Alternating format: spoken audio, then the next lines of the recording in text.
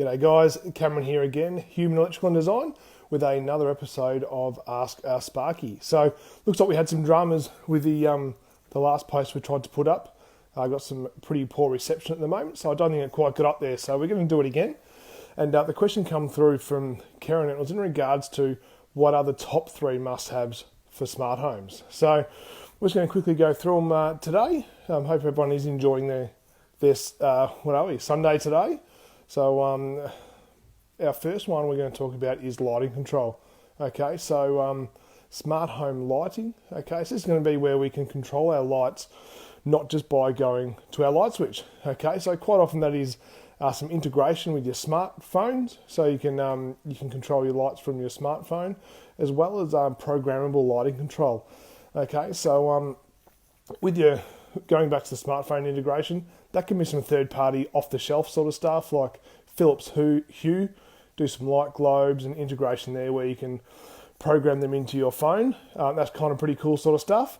But then you go up to your programmable lighting systems like your Clipsal C-Bus, Philips Dynalight, that type of a thing, where you can actually program switches to do whatever you want them to do, be that scenes, so you can have single push buttons that you can set an entertainment scene where it turns on certain lights, certain dimming levels to suit that scene, or if you've got a home theatre, you can hit a button and it does, dimming your lights, it drops your theatre screen, does a few cool things like that.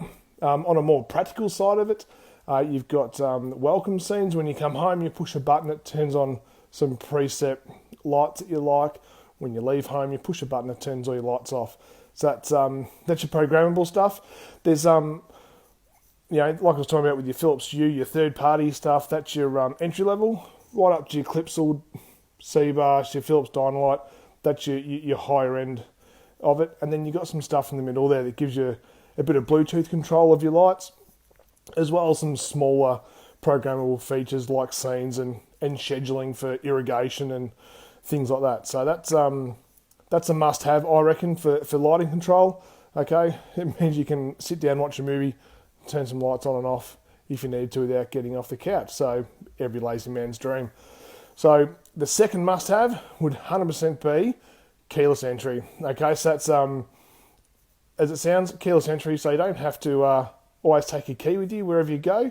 So let's say you're going for a jog, you're going for a bike ride, that type of thing. You don't have to worry about taking your bulky set of keys with you.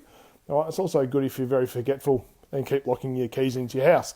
So that's really cool. So keyless entry is either a keypad where you're keying 4 or 6 digits to get into your home, unlocks for you, or a key fob that you swipe past it, or like your smartphone, your thumbprint. Okay, so this is all programmable and fantastic for an office as well, for all commercial settings, because depending on what style you go for, it's all programmable. So you can actually restrict access to certain people on certain days of the week, certain hours of the day. Let's say you had a cleaner, you've got a different cleaner.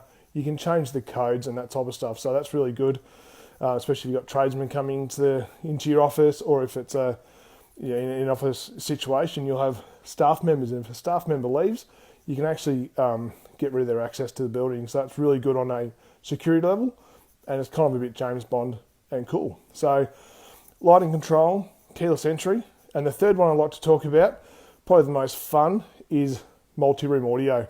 Okay, so this is where you got speakers and whatnot throughout the house.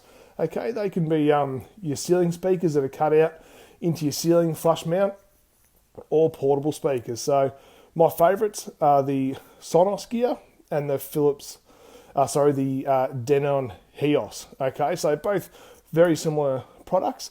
Now these are your upper level stuff, and what it means is it's not just a Bluetooth type scenario where you're streaming music from your smartphone to a speaker, so when someone calls, the speaker starts ringing as well, which is always awkward.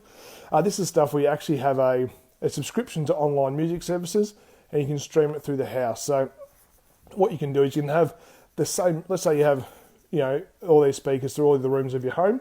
You can just set a nice low level when you're entertaining or just at home, and you can just be playing the same music throughout, but not have it absolutely blaring from one end of the house to the other. So you can just select volumes.